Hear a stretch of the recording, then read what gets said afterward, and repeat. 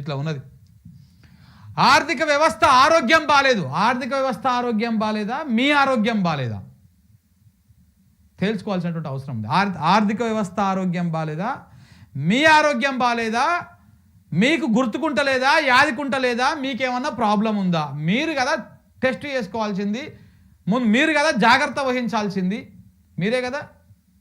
ఆర్థిక వ్యవస్థ ఆరోగ్యం అంటే బాలేదంట, పత్యం చేయాలంట. ఇప్పుడు ఇంట్లో మనం ఇంతకుముందుకు పత్యం చేయాలి, మనకేమన్నా సృష్టి అయితే మనం నీసు తిననియరు, లేకపోతే అది ఇది తిననియరు, పండ్లు పలారాలు వెజిటేబుల్ తినాలి అంటారు కదా. ఇప్పుడు చేయాల్సింది మీరు ఆ పని. మీకు ముక్క అయితే బుక్క దిగదు కదా, ముక్క కావాలి కదా. రోజు నాన్ వెజ్ పొద్దుగాల మధ్యాహ్నం సాయంత్రము మీరు తగ్గించుకోవాలి. నాన్ వెజ్ అంటే ఏడు తీడా, మనం నిజంగా తినే నాన్ వెజ్ కాదు, సంచులు మూటలు అవి వీళ్ళకి నాన్ వెజ్ రూపంలో కనపడతా ఉన్నాయి. ఇప్పుడు మీరు పత్యం చేయండి, మీ ఆరోగ్యం ఎట్లా ఉందో చూపించుకోండి. రాష్ట్ర ఆరోగ్యం చాలా బాగుంది, రాష్ట్ర ఆర్థిక పరిస్థితి చాలా బాగుండే. మీరు దాన్ని శర్వాకం చేసిరు, మీరు దాన్ని అతలాకుతలం చేసిరు. మీరు చక్కగా ఆలోచించుంటే, చక్కగా పరిపాలన చేసి ఉంటే గిట్లా అయ్యేది కాదు. అది నెలకు 18,500 కోట్ల ఆమ్దాని వస్తుంది. నేను 1,58,000 కోట్ల అప్పు తెచ్చిన అప్పంతా మిత్తిలకే కడుతున్నా.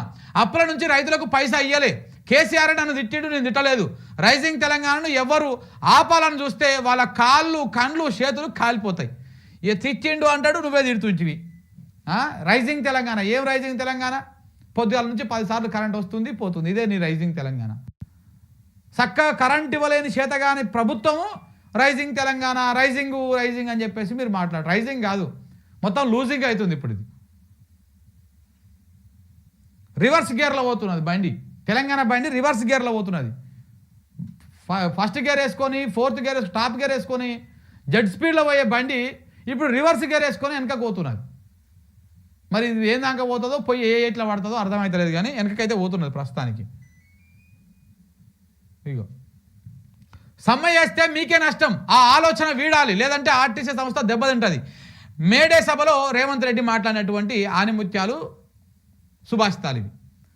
సమ్మె చేస్తే ఆర్టీసీకి నష్టం అంట. మరి అప్పుడు కాంగ్రెస్ బీఆర్ఎస్ ఉన్నప్పుడు సమ్మె చేస్తే ఎవరికి నష్టం? అప్పుడు ఆర్టీసీకి నష్టం కదా. అప్పుడు సమ్మె చేస్తేనే మంచిది, ఇప్పుడు సమ్మె చేస్తేనే షెడ్ అది. ఎందుకంటే అప్పుడు మనం ప్రతిపక్షంలో ఉన్నాం. సమ్మె చేస్తేనే కదా మనకు కావాల్సినటువంటి కార్యక్రమం జరుగుతుంది. ఇప్పుడు సమ్మె చేస్తేనేమో మీకు నష్టం, కాబట్టి ఇప్పుడు చేయకూడదు, ఆర్టీసీకి నష్టం అవుతుంది కాబట్టి మీరు చేయొద్దు అని చెప్పేసి ఇప్పుడు నీతులు చెప్పాలి, నీతి వ్యాఖ్యలు చెప్పాలి. పైసలు ఇచ్చిన వాళ్ళకే ఇందిరమ్మ ఇండ్లు అంట. డబ్బులు వసూలు చేసిన కాంగ్రెస్ నేతలు ఇందిరమ్మ ఇండ్ల జాబితాలో భారీగా అవకతవకలు, ఇల్లు లేని పేదలకు తీరని అన్యాయం చేశారు. ఊరూరా అర్హుల జాబితా పైన నిరసనలు, కాంగ్రెస్ నేతల పైన ప్రజల ఆగ్రహం వ్యక్తం చేస్తూ ఉన్నారంట. చూడండి, పైసలు ఇచ్చిన వాళ్ళకే ఇందిరమ్మ ఇండ్లు ఇస్తున్నారు. ఈ ఇందిరమ్మ ఇండ్ల దుకాణం అయితే ఏడికి పోయినా కానీ ఇదే దుకాణం అవుతున్నది. ఇందిరమ్మ ఇండ్ల వ్యవహారంలో ఈ కరెంటు పోతుంటుంది మిత్రులు, తొందరగా క్లోజ్ చేస్తా. ఇందిరమ్మ ఇండ్ల వ్యవహారంలో రాష్ట్ర వ్యాప్తంగా ఏ ఊరికి పోయినా, ఏ వాడకు పోయినా కాంగ్రెస్ వాళ్ళ అవకతవకలు, ఈ దుర్మార్గాలు ఇవన్నీ నడుస్తూనే ఉన్నాయి. దీని గురించి మనం స్పెషల్గా మాట్లాడదాం. ఇప్పటికే నేను కొంత డాటా సేకరించే ప్రయత్నం చేస్తూ ఉన్నా. ఇందిరమ్మ ఇండ్ల వ్యవహారంలో ఎక్కడెక్కడ ఎలాంటి అవకతవకలు జరుగుతున్నాయి, స్వయంగా మధిర మన డిప్యూటీ ముఖ్యమంత్రి గారి నియోజకవర్గంలో కూడా గిడని నడుస్తూ ఉన్నది. ఇక సెక్రటరేట్లో సెక్యూరిటీ ఫెయిల్, సచివాలయానికి రాని సీఎం, భద్రతను పట్టించుకుని అధికారులు, సెక్రటరేట్లో సెక్యూరిటీ వైఫల్యం, ప్రధాన గేటు ముందే స్కూటీల పార్కింగ్, ఎవరు పట్టించుకొని వైనం, ఇప్పటికే ఫేక్ ఐడి కార్డులతో పలువురు ఎంట్రీ, లోపాల బయటపడుతున్న తీరు మార్చుకుని అధికారులు. ఆయన వస్తే కదా, ఆయన ఆడికి వస్తే ఆ సెక్యూరిటీ మంచిగా ఉంటుండే. సచివాలయం రాక కొన్ని నెలలు అవుతున్నది. ఆయన కూడా ఇంటి నుంచే, ప్యాలెస్ల నుంచే పరిపాలన చేస్తున్నాడు. ఇరిగేషన్ ప్రాజెక్టులు అన్నింటినీ వేగవంతం చేస్తాం, త్వరలో వినియోగంలోకి తీసుకొస్తాం. నాగర్ కర్నూలు జిల్లాలో మంత్రి ఉత్తమ్ కుమార్ రెడ్డి పర్యటన. నిన్న ఈ మంత్రి గారు, జూపల్లి గారు అందరు కలిసి హెలికాప్టర్ వేసుకొని పోయారు. మన బిడ్డలను చంపింది కాబట్టి తెలంగాణకు కాంగ్రెస్ విలన్. రేవంత్ సీఎం పదవి తాత్కాలికమే, ఎప్పుడు పోతుందో ఆయనకే తెలియదు. అసెంబ్లీలో రుణమాఫీపై చర్చ పెట్టాలి, మేడిగడ్డను అప్పగిస్తే 3 రోజుల్లో నీళ్ళు ఇస్తాం, దమ్ముంటే సవాల్ స్వీకరించు. రేవంత్ రెడ్డికి జగదీష్ రెడ్డి సవాల్ చేసిరు. మరి వాళ్ళు మీరే మొత్తం కూలిపోయింది అంటున్నారు కదా, వాళ్ళు నీళ్ళు ఇస్తా అంటుండ్రు 3 రోజులలో. రాదురా మేడిగడ్డను ఒకసారి, మేడిగడ్డను అన్నారు సుందరాలు 3 బరాజులను ఇవ్వండి, మేము 3 రోజులలో నీళ్ళు ఇచ్చి చూపిస్తాము అంటున్నారు. బీసీలకు న్యాయం చేయడానికి బీజేపీ కృషి చేస్తుంది, కాంగ్రెస్ కులగణన తూతూ మంత్రమే. ఇది మాత్రం నిజమేనే. ఈ కాంగ్రెస్ కులగణన అనేది మొత్తము ఒక రాజకీయ గణన లెక్క అయింది తప్ప అది వాస్తవమైన కులగణన కాదు. నిజమైన కులగణన చేయలేదు. ముస్లింలకు కాంగ్రెస్ ప్రాధాన్యం ఇచ్చింది. ముస్లింలను బీసీల జాబితాలో చేర్చారు. కేంద్ర మంత్రి కిషన్ రెడ్డి మాట్లాడిండు. సో కాబట్టి ఈ లెక్క ప్రకారము కొంత మరి కేంద్రం అన్న కొంత పారదర్శకంగా చేస్తుందేమో చూడాలి. పేదోళ్ళ ఇండ్లు డమాల్, పెద్దోళ్లకు సలాం.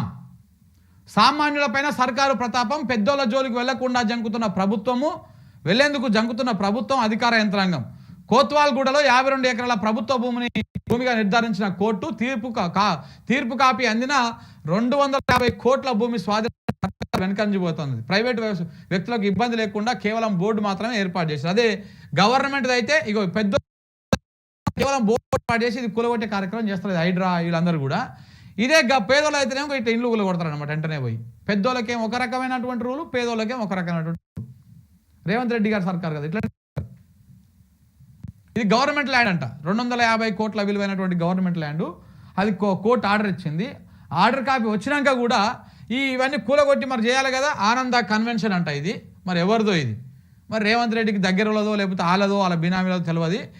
దానికి మాత్రం అమాతం అది పెట్టిరు, బోర్డు పెట్టిరు. అదే పేదోళ్ళు అయితే మొత్తం కూలగొట్టేస్తారు. ఇది గవర్నమెంట్ ల్యాండ్, ఇది మీరు కబ్జా పెట్టిరు. FTL, BTL, RTL, ETL అని చెప్పేసి మొత్తం కూలగొట్టేసి అలా నడి రోడ్డు బజార్లో పడేసిపోతారు. ఇక్కడ మాత్రం వాళ్ళని ముట్టుకోరు.